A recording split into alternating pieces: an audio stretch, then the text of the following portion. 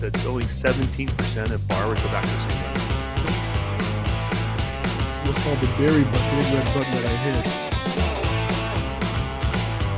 Hey, remember that? Right? And, oh yeah, I love.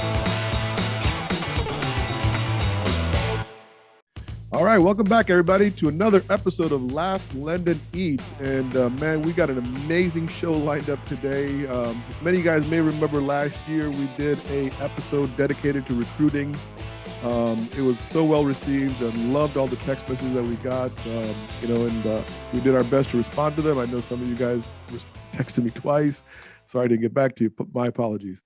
Anyway, so just for the apology person, we decided we'd do another episode of another recruiting panel. And we have three amazing individuals from the recruiting side of our industry. We have Richard Milligan, president of 4C Recruiting. Hi, Richard. What's going on, Bobby? Thanks for having me. Oh, absolutely. Absolutely. We got Robert Newman, national mortgage recruiter for DHI Mortgage. Hopefully I can say that. Yes, you can. Yes, you can. Thank you, brother. Thank you. So absolutely. And we got returning for the second time on this panel, we have Guy McFadden, managing partner of One Good One.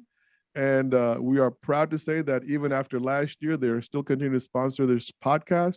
We appreciate all the support that you guys give us, Guy. Thrilled to be here. And yeah, it was part of the deal, guys. Okay. They had to have me back. All right. I had it written into the contract. So here I am. So listen, I know this is a busy time for everybody and recruiting is nonstop. We all know that 24/7. I want to give you guys a real life thing that just happened like within minutes before the show, right? So there's no way I could have rehearsed this, right? Someone reached out to me on LinkedIn, said, hey, Fab, blah, blah, blah. We're really looking for someone like you.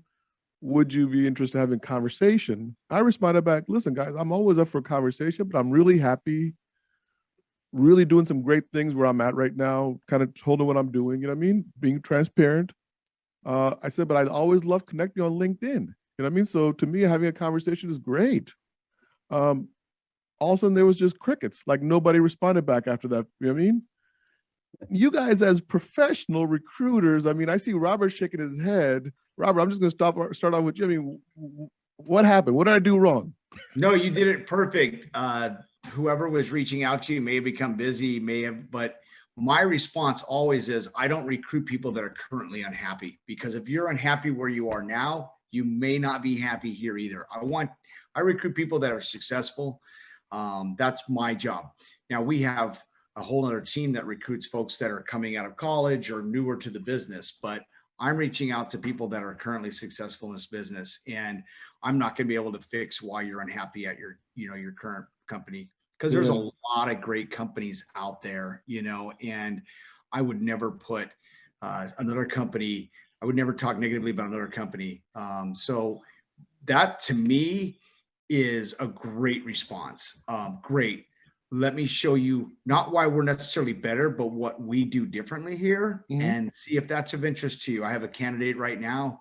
I'll be blunt about it, and in our Tennessee market, who that's exactly how our conversation started. The interest level is still continuing. So, that to me is an absolute opening. Absolutely. Richard, you're a coach. I mean, I saw your website.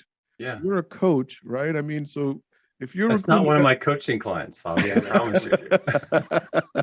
I hope not, man. I hope they pay you for better stuff than that, right? Because and listen, I mean, I'm pretty sure they may even be listening to the podcast when we release it, right? So I hope they can maybe pick up something. And I don't mean to be offensive at all, but I mean, how should they have responded when a guy like me says, hey guys, I'm really happy here, but I'm open to a conversation, love to connect. Well, I think we go in front of that. What's the framework of the message they sent you, right? And so the intent is to treat you like you're a $9.99 widget, not a $25 million software sale, right? When you understand that when you're trying to sell a $25 million software package, there's a process, right, to getting to the place where you can have a meaningful conversation. And so what's important early on is building relationship. Right. So that the framework of that message was, if we were going to analyze it, it'd be like the equivalent of being the creepy guy at the bar, right? Which is like, you're pretty, Where do you live? I'd love to go home with you. And it's and so in context of that, it's like, hey, that's not the way I do business, Right. right? This is a relationship business, and so what we're it's a numbers game to some degree. If you're a recruiter, getting in front of more people equates to more interested people, which equates to more people coming on board. So it's a numbers game, but it's really not a numbers game. It's a relationship building game.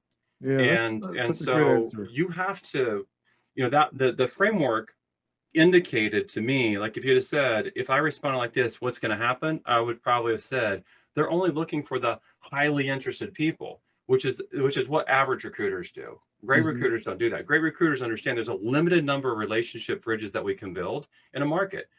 Go search your market, Fabi. How many producers are there? If you've got a cool tool like MMI and you sort it, if you've got 15 million and up, you might have 503 people with that. That's just an arbitrary number. Sure. But if there's 503 people that you want to build a relationship with, why the heck would you spam someone's LinkedIn inbox with a generic message like that in the first place? Right? Yeah. It's like pulling a pin on a hand grenade and throwing it on the bridge and going, I'm going to win doing this. You're not.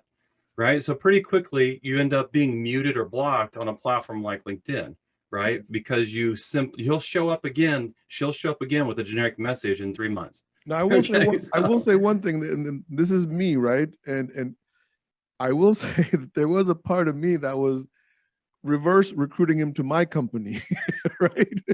So I'm pretty good at this also, right? I'll get it. Let's put our cards on the table. So there was a part of me that, like I said, let's make this response so tactfully that he'll get on the phone, and maybe I got a shot of taking over their market space also, right?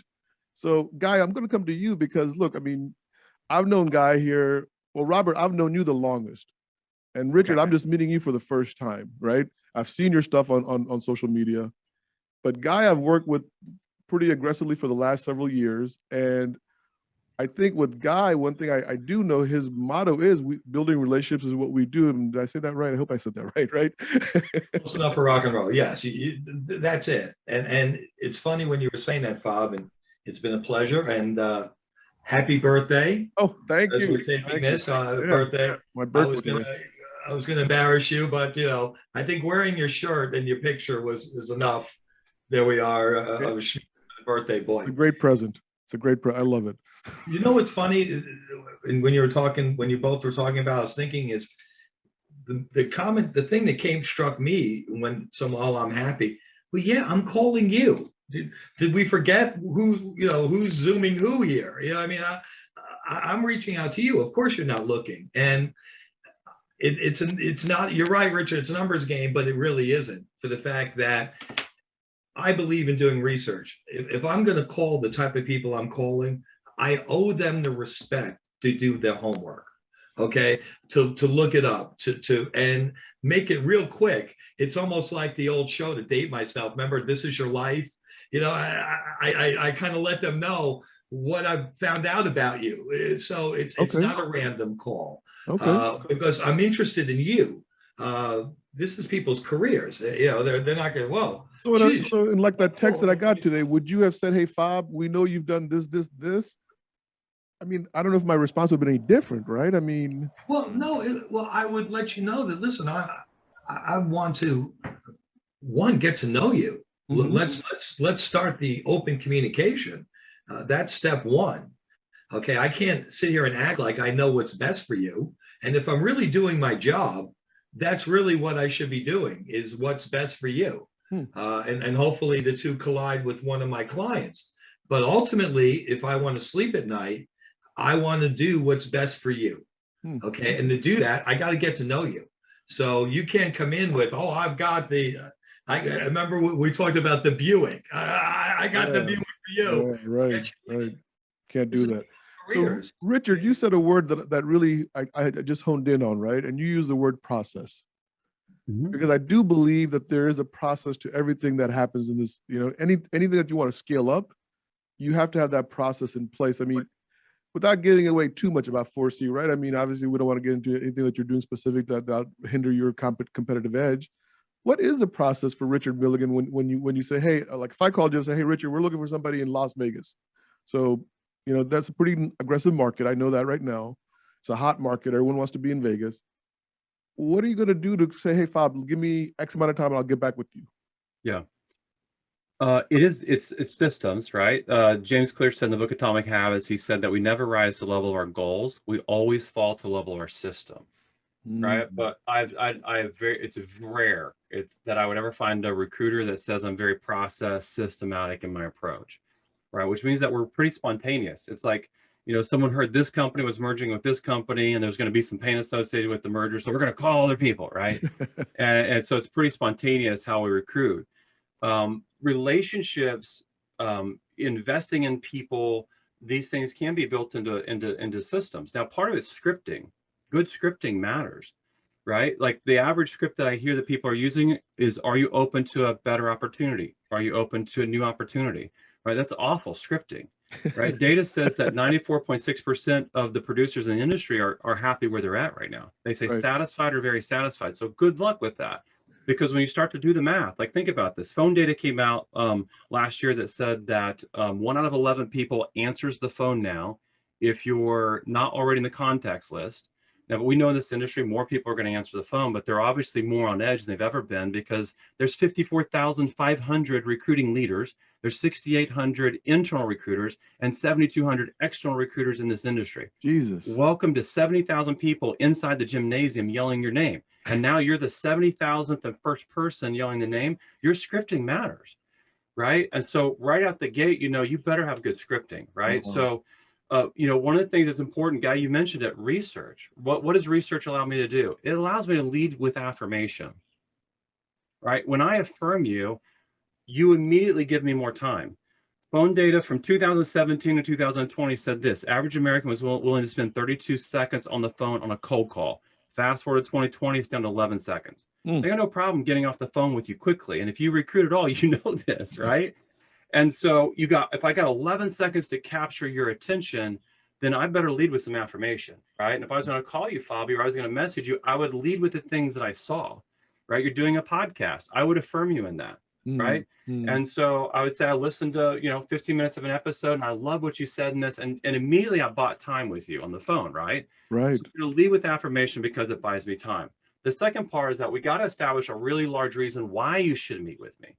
Okay. And a lot of people would say, well, it's my company, right? Like we've got an awesome opportunity.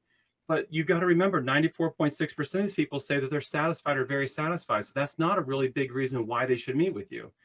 So, a lot of times in like the LinkedIn inboxes or in phone scriptings, people are basically saying, if we want to condense it, come join the winning team. We're amazing. Come join the winning team, right? Yeah. That's not a really large why. But here's a real large why. If someone walked into your podcast booth right now and said, Fabi, you got to turn on the news. A meteorite's going to hit the earth in 17 minutes and you're within a 25-mile perimeter of it. You got to leave your office right now. That's what we would call a pattern breaker. It would get your attention. They would have your attention this moment. You'd be like, good luck, fellas. The podcast is yours. I'll see you later, right?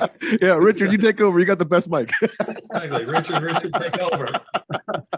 So that's what we would call a pattern breaker. So as a recruiter, I want to use a pattern breaker. That's awesome. And in this industry, a pattern breaker could be, look, 2020 was a crazy year. Consumer behavior evolved faster in a 12-month window of time than ever in the history of the world. Why? Because we were forced to do things virtually and we couldn't do anything else. I could almost only buy toilet paper on Amazon, right? It's like I couldn't buy that house and set foot on it and be the first person in line to get it. I had to look at it virtually and make a decision virtually. Yeah. More people bought cars last year virtually than ever in the history of the world combined. Yeah. Traded their cars in more than ever in the history of the world combined by text message virtually, right? So a pattern breaker would be, look, I believe, and I do believe this, consumer behavior has changed so much over the last 12 months that technology is going to play a bigger role in the future. And the next 2 or 3 years is going to be an interesting ride for the entire industry, right? And if I'm coming off my best year, that breaks pattern. You have my attention now. I've got more time, right? Yeah, Which is what I'm trying to buy. And then what I'm going to do is I'm going to remove the tension, right? So what I would say is, Fabi, I'd like to invite you into a 15-minute meeting where there's no recruiting that takes place. I simply want to get to know you because I've seen you from a distance and it appears that our core values are aligned. And so with that said, if you said yes to a 15-minute meeting, I'd promise no recruiting allowed. And then I would close that with what I would call a yes or yes question. Does that sound fair to you? Yeah, well, Right? I'm ready to sign up. I'm like, where do I go, Richard? Give me the Zoom number. Rob, let's come over to you because Richard also built a bridge to my next question, right? So I appreciate that. recruiting in the past 15 months. I mean, we've Yeah. all been locked down, you know what I mean? And Yeah. there has been no hand to hand. I mean, I just got done with my first summit, thanks to Christine Beckwith and the 2020 Vision team down there. They had us down in Tampa. There was Yeah. 300 of us. There was amazing energy. It was like everybody just was dying to get out and hug each other, right? So it was cool. But for 15 months, we couldn't do that. So how has recruiting changed in the last 15 months for you? I mean, and for everybody else, but just specifically you, Rob.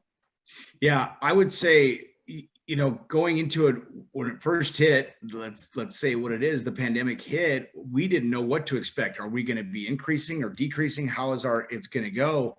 So what we found for us personally is, and then of course with rates and inventory and folks relocating from the inner city to the suburbs more than ever, and moving state to state, we became extremely busy. And I needed to focus on what our largest needs were, which was, loan officer production. And then secondly, for us, it really didn't change though, because being a home builder, we were still open. Mhm. So we were still, meeting with clients on appointments, if that was the case. But certainly a tremendous obstacle was getting people the technology, because everybody went remote, right? All the offices were now Yeah, empty. yeah. And Now, we can you needed to be can able you give me a to- discount on lumber? I'm trying to build a new Right, patio. lumber. Hey, we've got the land. You got the lumber, we got the land. So I'll tell you that right now. It's awful when your own contractor says, "Hey, Fob, listen, if you really don't need to build a patio this year, you should wait a year." It's Yeah. like, don't you want the job? Because I want, but I don't want you to pay extra for the lumber. I mean, is that affecting you guys as a? I mean, I hate to ask that So- question, but So right now we are, not to get into specifics on it, but we Sure. are the number one builder for inventory right now. We have more inventory than everybody else. wow, 6 months from now, a year from now, and the number's not even close, but 6 months from now, a year from now, we'll revisit that. yeah, We also own way more land than anybody else. Okay. So interesting. we're a good place to look at from that standpoint. But again, our homes sell very quickly, very quickly. And this isn't this isn't proprietary information. If you go on our website, you'll see the number of homes that are sold out, communities that are sold out, and we're not unique to that by any stretch. So inventory is a tremendous challenge. However, when we're recruiting, we can talk to somebody. Hey, if you're looking for someone to buy, we're a good place. Everybody's calling on us already, so we look at that. But I did want to touch on, with your thing with Las Vegas, I agree completely with Richard, but also with Guy in my approach. If I'm going into a new area, Mhm. two things I look at. One is, it takes 6 phone calls on average to get a loan officer to pick up the phone. So I know I've got to call them 6 times. And the second thing is the average loan officer age is 59. So if I go in and I say, this individual has been doing it a long time, they may not have the energy for this, I'm eliminating probably over half of the talent pool. Wow. Because I have to know the average age of the loan officer is 59. So I have to go into that, knowing that, into that market. See, yesterday someone said to me the average age was 52, and I was like, man, I'm 2 years over the average age. Now you're telling me it's 59, so I'm 5 years underneath the average age. So it's and maybe some people have stepped down during, I know a lot of people have retired over the last 15 months, which is another challenge to your point. right. A Yeah. lot of the guys I'm talking to, who are very qualified, have stepped away in the last 6 months. So to Richard's point, I want to find that out quickly in the conversation. I don't want to get into it, an hour into the conversation, I find out they're leaving the industry. So Guy, let's talk about that. I mean, the age factor in the mortgage industry is, it's pretty daunting. I don't care if it's 52 or 59. At the end of the day, let's just say somewhere in the middle, right? Maybe I'm the average age today. Who knows? 54, right? Is that a factor in recruiting and what the long-term play is for any recruiting firm? With the average age increasing, or how do we fill these spots? It's interesting, because especially in the mortgage industry, because it is truly unique in this manner that it doesn't have the life expectancy. 5 years is 10 years in the real world. Do you know what I mean? So it's kind of relative, Bob. You know what I mean? One of the things I wanted to get back, we all keep going back to each other's points, but I wanted to get back to how we've had to kind of change in the virtual age. Okay. Rob was talking about. And one thing that, glass half full kind of guy, the Zoom meeting we're having here, guys. I'm doing that with my family, with recruits. I mean, as soon as I can get them in front of me and see them and get a feel for their body language, I'm doing it. I never did that before. Zoom was way several steps down the road. Now I'm looking to engage that as soon as humanly possible to begin that exchange. Because, not that I'm going to compare myself to Richard here in stats, but 70% of communication is body language. So we're cutting ourselves off from 70% of getting a feel for who we're talking about. Age-wise, it works for me because I'm old and I love old stories and old shows. So I have no problem. Right in my hit zone. Okay. So let me go back to Richard here. So Richard, I was on with Casey Cunningham of Zenix Mortgage Academy, and we were talking about the dilemma of engagement with employees, right? And and I can't remember the actual number. I'm sorry, I didn't bring it in today, but it was like 70% of employees are disengaged with their company. You know what I mean? And disengaged doesn't mean dissatisfied. So let's make sure we understand the difference, right? They're just not engaged. They're like, I'm here, I'm doing loans, I'm processing, whatever, but you know what I mean? I'm here because I'm getting paid. And the devil you know is better than the devil you don't know. How does a leader like me, right, get that individual engaged so that when guys like you call, they're reluctant to take that phone call? Yeah, you're trying to put Guy out of business already? Come on, Bobby. I love this guy. You have no idea how much I love. I mean, him and Rob, I swear to God, are like brothers of mine. I don't feel comfortable answering that phone in this podcast. Answering that question in this podcast here. Okay, I'm just kidding you. Look, there's a statement that I make, which is that where team identity is weak, recruiting pressure is strong, and where team identity is strong, recruiting pressure is weak. And that's not specific to recruiting. That's a human element, because I could change that a little bit, and I could say where family identity is strong, peer pressure is weak, and where family identity is weak, peer pressure is strong. Oh, awesome. Right. And so we as human beings need an identity. We want to be a part of a culture. We want to be a part of a community, right? And the complicated thing is that I saw data coming in 2021 that said 52% of Americans anticipated changing jobs this year.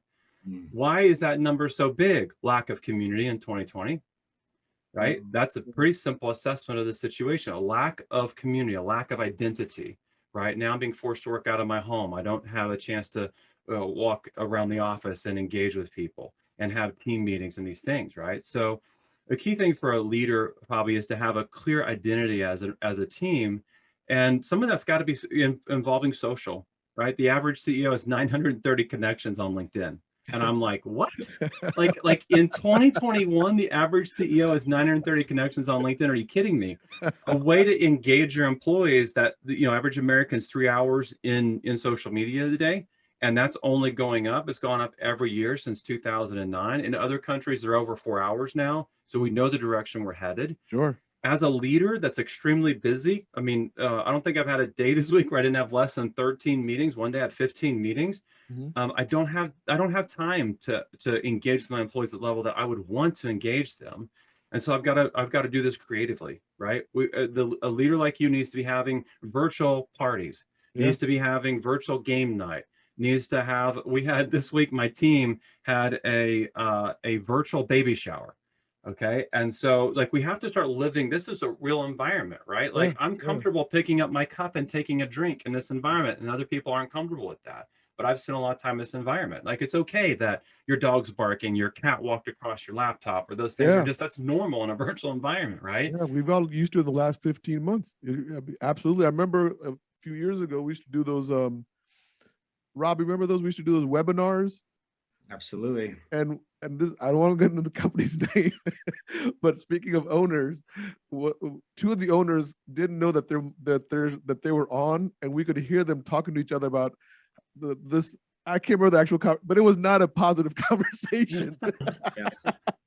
I think it's two parts, Fabi. I think one, we have to bring virtual and make it real. Like, what's wrong with saying as an employee, we're going to do one virtual, even when we get back to normalcy, we're going to do a virtual meeting every month, and everyone's required to be in some cool place, Starbucks, at the river with your kayak in the background, like in an office, the real estate agent, whatever. Yeah. This is here to stay. And so we have to create what I would call virtual culture. That's part of that, because that's part of the team identity, right? The other part is that as a leader, you have a responsibility. You literally have a responsibility as a leader to be seen and to be known through social media. Okay. And so that means that you need to be on Facebook, you need to be on LinkedIn, you need to be in Instagram, you need to be in these platforms, and people need to be able to see who you are outside of work as much as they see who you are inside of work. And there's a place to engage with people. There was a survey from 2019 that showed that employees said that where their leader was on social media, active on social media, they were 40% more likely to stay, like 29% more likely to believe that the organization was in a better place than it was the year prior. And there was another stat there, but people, when they see you here, it influences their willingness to stay where you are, because we see that as as part of the relationship, an extension of the relationship today. Those are two parts that strengthen the identity. Rob, let's move over to you real quick. I want to kind of join two questions here, because we're going to talk about the age here, right? Right. And I want to bring in the social media, because listen, I mean, when you're saying 900 connections of average CEOs on LinkedIn, let's not forget the average age of those CEOs, right? Right. Whereas the younger CEOs, like one of the things that I realized at the summit was there was a young gentleman there in the mid 30s, I think, and he was wearing this black T-shirt with a coat and ripped up jeans, and he was a co-founder of one of the vendors or whatever, right? But that was his whole brand. That was the whole thing that he was pushing. Yes. How are you dealing with this when you're recruiting and you got this newer generation with a newer type of expectations of their employer? Great lead in. And when I first started here, because DR Horton's been around a long time, some of the companies I've been in before were around a long time, and they had let's use the term, old school way of thinking. And we're still, so there, you mentioned that age group, 35 and under. Okay, I'll be straight up, would rather, there's a lot of painful things they'd rather do than answer a phone call from somebody they don't know. It is the worst thing they can have happen to them. So I tell everybody, if I've already talked to the candidate and now I'm introducing the candidate, send them a text message first saying, "Hi, I am so-and-so, the hiring manager. Can I call you in 20 minutes? It is the best way to get them on board with that phone call. Okay. Because now they won't start something new, and they can wrap up whatever they're doing.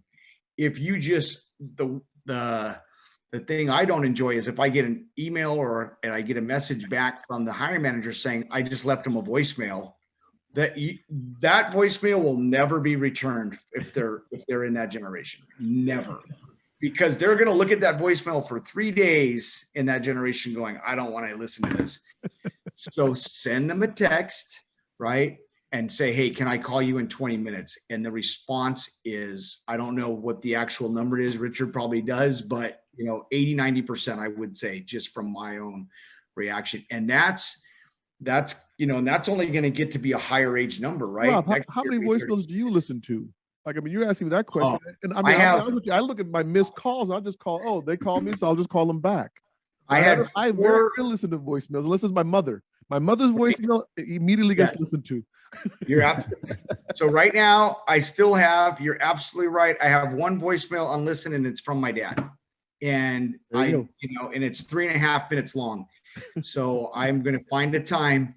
And it's always the same voicemail. So I'm going to find the time to listen to it. He's trying to recruit you, right? He's trying to recruit you to another company. He is.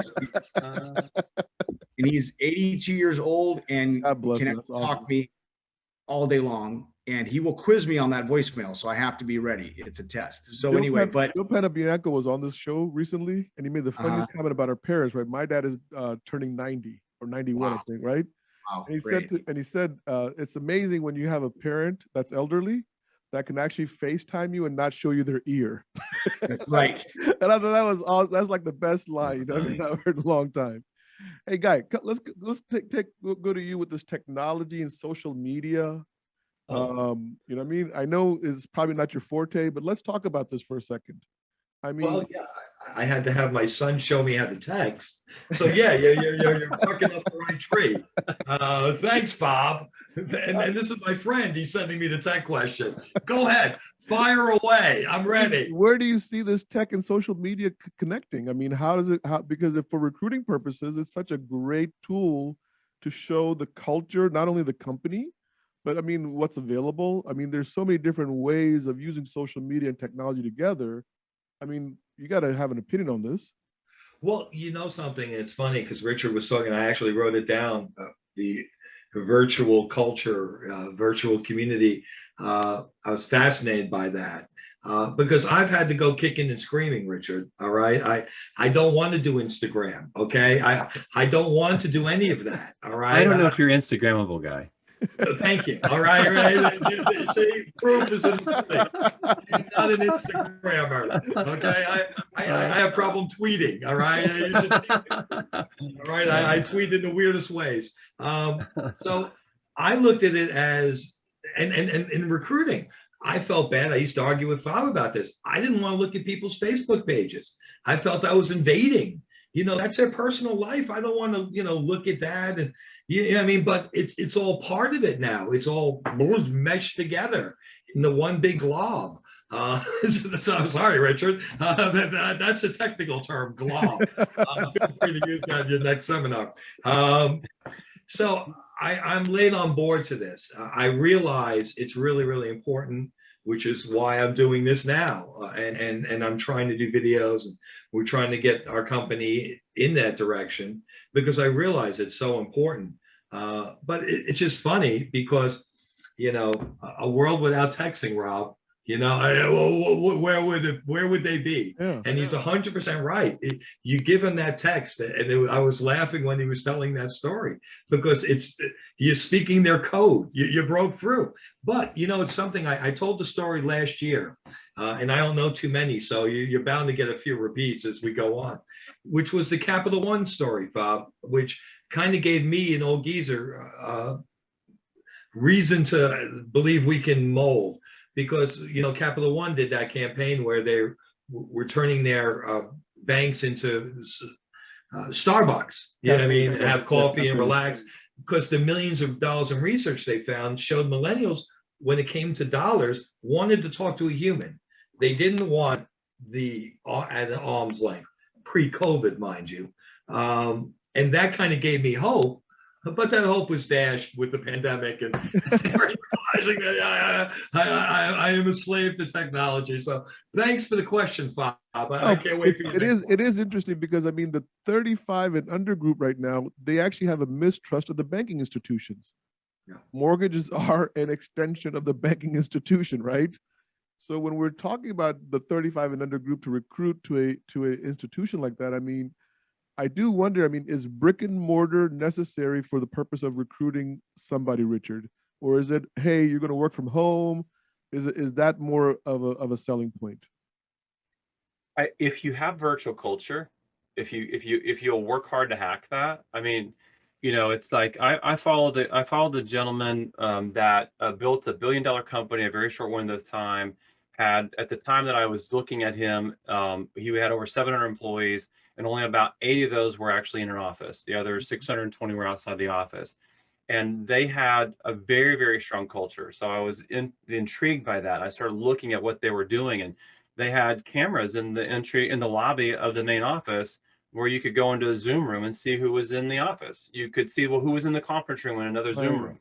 They had a water cooler room on Zoom that people could come in and out of. And these are people that are all over the world that could come into a Zoom room and break bread together and say, hey, who are you? I don't know you together. And so we got to start thinking creatively around this, right? All my employees are virtual. When an employee onboards, they get a virtual onboarding package. They get a 4K HD Logitech camera. They get a green screen behind them. This logo that's in the top right corner, they get a number of different green screen backgrounds that they can use anytime they want that are branded to the organization.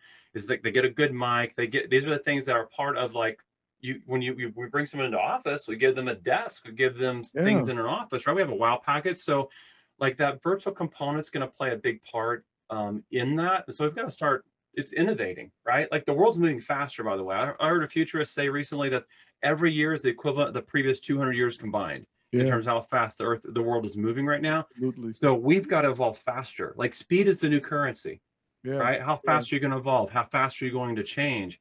And if we don't do that, like dinosaurs used to take thousands of years to go extinct, you can become extinct in 5 years in this window. Think about this. In 2016, this is a 5-year window, perfect example of this. In 2016, Flowify did a survey. In that survey, if you read it, was $21 million producers and higher. There was 13,000 of them. If you looked at could read the tea leaves in that survey, what you could see is that most producers weren't being solicited. They were self-soliciting their next company. Wow. Right. And when you start to think about that, self-solicitation makes a whole lot of sense, right? Because I can see my future leader if he's active in social media.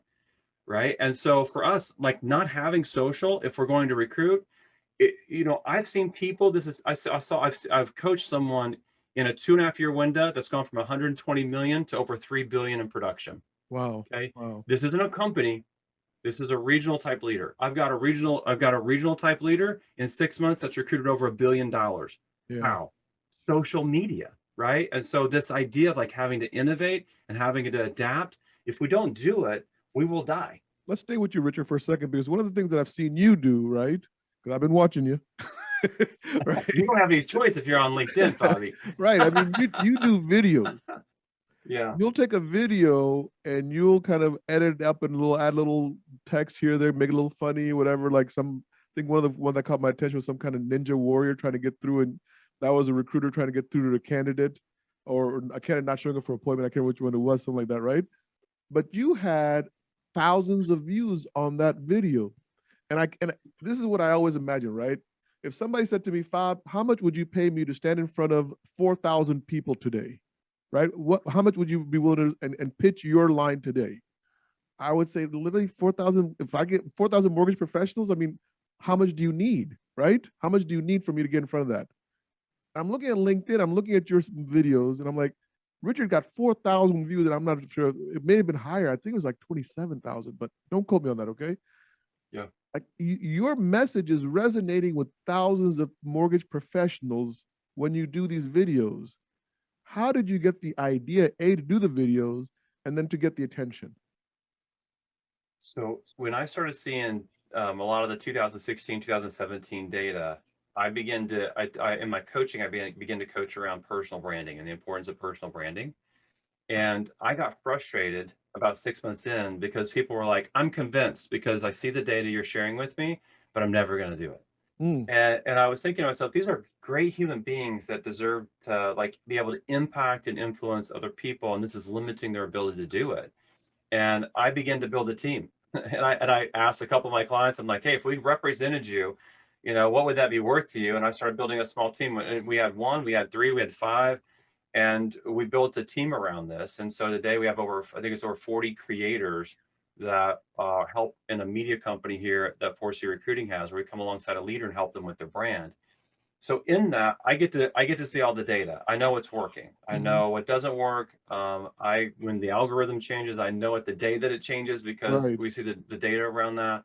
And that process of having to build that team has equipped me to know what works. And one of the things that works, and it's one of the reasons why TikTok is on fire, is that people want to be entertained.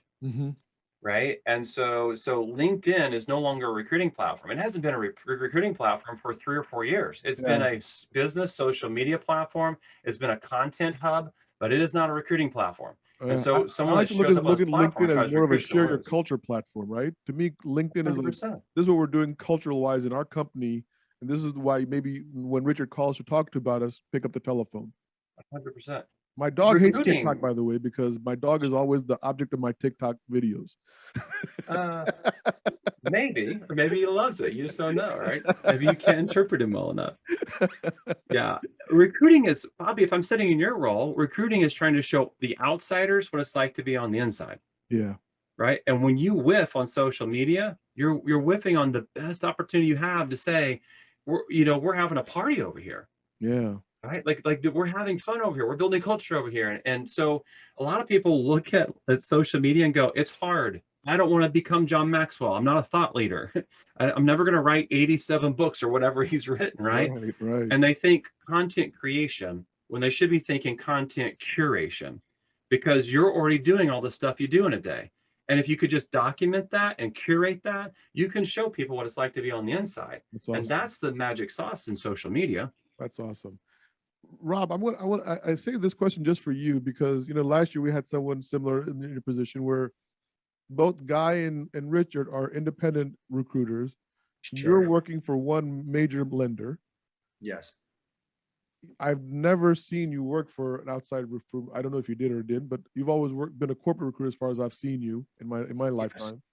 I have. I mean, is there pros and cons that you can see working individually versus being an like Guy and Richard working for an independent recruiting firm? Yeah. Obviously Guy and Richard are a lot smarter than I am because they can remember all the cultures of different companies. I just try to remember the one I work for and focus on that. So, you know, but for me, it's, you know, it's always been, I don't know, I like to talk about one specific thing with folks. So whether it's, and I want to be able to say, this is what we're doing in the Las Vegas market. This is what we're doing in the Phoenix market. And they have a lot of, I've been to that branch. So they have a lot of questions. So for me, I work better in that environment when I can feel it and live it. What's it like to be, you know, in that environment? What's the 401k like? Well, I have the 401k, so I can speak a little more, if I can use the word, you know, intimately, I can speak in detail to them. And I just work a little bit better that way. Okay. And I've had, you know, candidates, you know, appreciate that form of it. So that's just been for me. And I really enjoy, you know, where I'm at with that too, which is one of the reasons I've stayed with this company is because of the culture. And I know there's a lot of great companies out there with culture. And to Richard's point earlier, hey, if I know your company's got a great culture, I'm probably not calling you, to be honest with you, because really? Our pitch is culture. So if you've got a great culture, now, if I know you don't have a great culture, I'm calling you, you know, and I'm calling you a lot, and I'm using culture right up front. I'm using that right up front. So Guy, I want to come to Guy with the same question. I mean, you've been an independent recruiter. I don't think I've seen you with the mortgage company that I'm aware of. Is there a reason you've chose that alley? I mean, as opposed to Rob on the other side?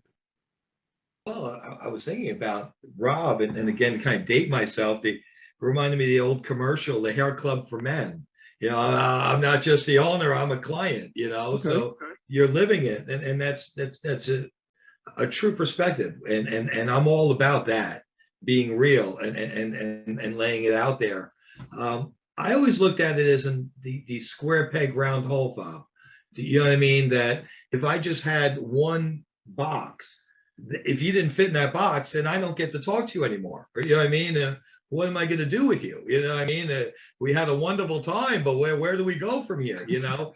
So I found that I wanted different options and different choices, different boxes. So I could find the best fit, and hopefully one of them works best. Because again, it should be about what's best for the person you're working with. Now, does Mrs. Guy know that you want multiple options and that kind of stuff? I mean, the way you're talking about this, I mean, Mrs. Guy, that's certainly not how she would call herself. Okay, 30 plus years of marriage, there's a lot of names she goes by. Mrs. Guy ain't one of them. But thanks.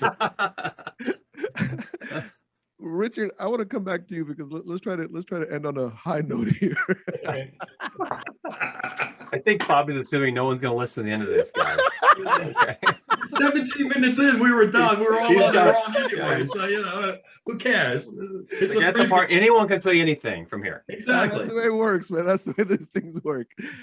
Given the, I mean, because you talked about technology, right? And the biggest thing that I've been focused on in the mortgage side, right, is the AI piece.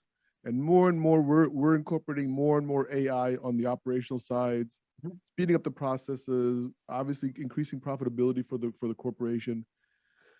is that coming into the recruiting side where we can one day see an AI type format going through to figure out what's a good candidate for certain companies?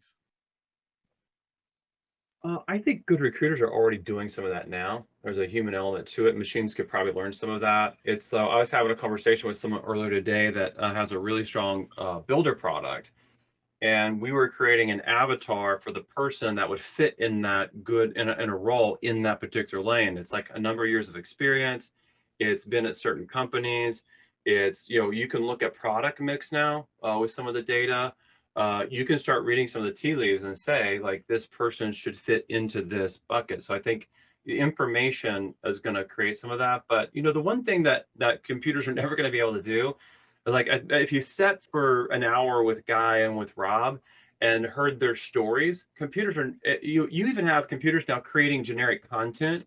Right. But a computer's never going to be able to tell Guy's life experiences and Fabi's life experiences and Rob's life experiences. Why that's important is that we're professional storytellers, right? Mm-hmm. It's like when you think about it, like one of the things I teach is that I call it the BAM zone, which is people want to belong, people want to be affirmed, and people want more meaning, right? And when you think about those three things, how do you convince someone they would belong to your organization? You tell them stories, right? And how do you even reveal to people the meaning zone? It's like get more people involved and have people say, I love this place. And Fabi did this for me one time and I'll never forget it, right? It's the story component that makes great recruiters. And so AI is never going to be able to take over storytelling. And so because of that, recruiters are always going to have a spot. Great recruiters are always going to have a spot. Yeah. Guy, I want to come back to you on something. Hopefully that we can avoid bringing in Mrs. McFadden on this time. So Thank you. I get hit with a lot of recruiters, right? I mean, one of the things that I do get, I mean, it's crazy, right? How many recruiters are always trying to reach out to me? And they're offering more than just recruiting services now. They're offering marketing. There's one, I forgot their name, and I don't want to mention it quite honestly, but they were actually a marketing company that was doing recruiting, right? And then I see another company that says, hey, we can do this on this platform and recruit for you on that platform. And that's why I think that the AI thing came into my mind, Richard, because they were kind of using that AI platform as a way of recruiting for me. But that would be secondary to what the primary instrument of the service that they were trying to sell me to. Once again, recruiting was a secondary thing for both of these companies. It wasn't the primary like you and Richard and Rob are. I mean, is that something that recruiting agencies now need to look for, is different streams of income? Well, I don't know about streams of income. I'd like to try to get this one streaming before I worry about other streams.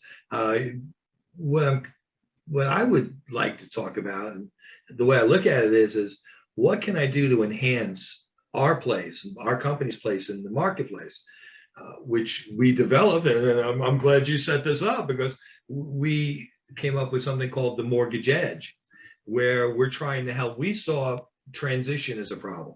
Everybody's setting records. The numbers are ridiculous. People's pipelines are ridiculous. So a lot's dropping off on transition. You know, I mean, there's only so much they can bring with, yada, yada, yada. So we're finding that transition was a challenge. So we did the Mortgage Edge basically gives consumer leads from our company for 60 days to our clients, clients, candidates, our placements, to help in that transition period. It kind of gives them, and again, it's not a cure-all. Is it a stream of income? Excuse me? Is it a stream of income? What are you talking about? Well, I mean, hopefully, yeah. I mean, if the leads turn into actual sales, Bobby, that's the whole for the loan officer. Okay, got it. Yes, for loan officers, exactly. And then try to help with that transition. That's the pipelines I was referring to, because nobody wants to move because they're setting records, and when they do move, they're going to lose. So we found, well, how do we help that out, and how do we keep them at their levels and transition at the same time? Yeah. This is an aid. But again, like leads, like all leads, you have to work them. I mean, you have to put in the time, but it's just a way we can try to, one, set ourselves apart, but two, try to goose a little bit. But yeah. I'll work on other streams though. So I mean, DHI Mortgage is another stream of income for DR Horton. Yes. So it's not their main source, right, Rob? I mean, Correct. they're not really looking for you guys to carry the company. No, correct. The home sales are the main stream of income for the company. We also have a title and an appraisal division. So, those are other streams of income for the company, but the home selling is our primary money maker. Absolutely. I just thought it was weird. Like these companies were offering different products, and oh, by the way, if you use us, we'll also help you recruit. Yeah. I was thinking to myself, hold on now, this is kind of odd, right? Because I'm using you for my marketing, but you're going to help me recruit. Yeah. And quite honestly, they were charging a lot less. Oh, And well, it was like kind of surprising. But then when you see the marketing tab, like, oh, okay, well, I see where you're making it up, right? So it's something that I'm seeing. And once again, I felt like this is a great panel to talk to that about, right? Do you think it's all things to all people, Fob, where you just, just coming up with different ideas or Look, I mean, being the subject of their solicitation, it got my attention. Back to Richard's point, it disturbed my pattern, right? It distracted me, got my attention. Like, whoa, what is this? This is different. You know what I mean? It is not the normal stuff that I've been used to seeing from recruiters. So yeah, it disturbed my pattern. It got me to dig into it and have a conversation even, right? To see if they could help our company with recruiting process. But once you see the marketing side of it, you're like, well, I already have a marketing team. I don't need a marketing team. I need, people in different markets. But anyway, it was an interesting thing. And I just wonder if recruiting somehow or another stems into different arenas, Richard. I mean, is it possible as a recruiter, you could bring in other avenues for yourself? I mean, you are a coach, you're an author, you have a podcast. I'm sure podcasting is not making you any money like me, right? We're both broke on the podcast side, other than the few sponsors who stick their logos up around here. Yeah. But I mean, it's not like streams of income coming in for recruiting agencies. Well, I think if someone has like their hand in lots of different things, it always causes concern. But what I would say, I'm very entrepreneurial. We have a media company. The media company was created from trying to solve a problem that was limiting our current clients from actually growing at the pace that they should be growing. And so, entrepreneurial companies are constantly trying to solve problems. But, my antennas go up when someone says, hey, we have these 7 things to offer you. And it's like, like right now I have 51 coaching clients. They're all an hour session. Like, there's not a lot more that I can do. If you're really good at what you do, it's hard to find other things to do. Right. But and so I think where people are average at things, a lot of times it forces other doors to try and open to make more revenue streams. Yeah. But I think if it's aligned with your business model, it makes sense. But if you're stretching and reaching and trying to, make more revenue because what you're doing is not really working, that concerns me. The thing that concerns me, there's a lot of these companies that pop up that set appointments, put a quotations around, they set appointments for you. Mm-hmm. I want partners. Right? I want a partnership is what I want. I don't want to give you $3,000 or whatever the number is for you to set 12 appointments for me. And I want someone who really understands the business model, that wants to partner with me at a high level, that can tell my stories. Right? That's what I want. Yeah, that's good stuff. That's good stuff. Well, look, guys, we are at that bewitching time where we need to call it an end because I know everyone's on a busy schedule. I really, really, absolutely appreciate your all's time. This was a great episode for me. It went way faster than I thought it was going to go, which is always a good thing in my life when I'm having a good conversation with people that I enjoy talking with. So once again, thank you so much for coming out, guys. Have a great day, and thank you for everything you guys have been doing. Continue listening to Laugh, Learn, and Eat. Please continue subscribing on YouTube. And every month we do free t-shirt contest. By the way, if you guys are subscribing to the thing, you can win a free t-shirt like Guy is wearing right now. So thank you, Guy, for wearing that and reminding me of that. Thank you all. Have a good day. Thanks, Bobby. Thank you, Bobby. We hope you enjoyed this edition of Laugh, Lend, and Eat, the podcast. You can now enjoy Fabi's article, Laugh, Lend, and Eat, featured in the Vision magazine. Please be sure to subscribe to our YouTube channel, where each month we are giving away some swag for our lucky listener to show off. Thank you to our sponsors for their continued support, First Option Mortgage and One Good One Recruiting. And remember, you have to be something, so be kind.